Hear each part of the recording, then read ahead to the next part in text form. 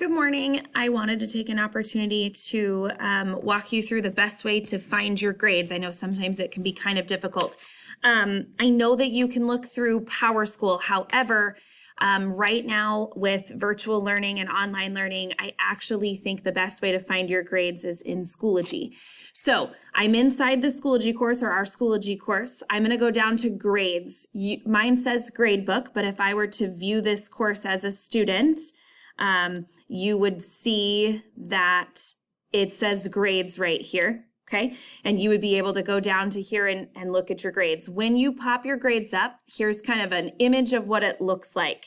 So I wanted to kind of talk through a couple of key things. First of all, notice that right here, there's a comment. So if you at some point in time don't ever get full credit on an assignment, there's typically a reason why, and I've typically left some sort of comment.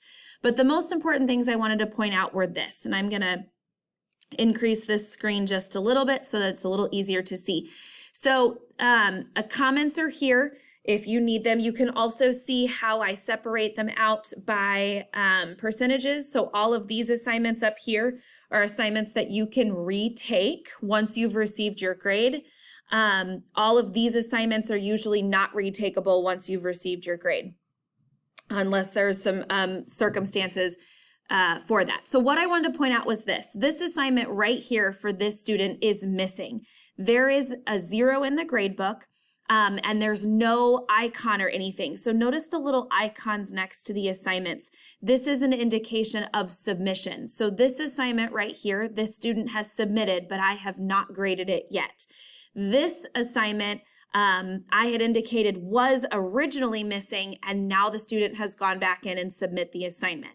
So that's why there's a 0 here with a submission, because I initially graded it as missing, and they've gone back in since and submitted the assignment. So this assignment is still missing, and these two assignments are waiting on me to grade.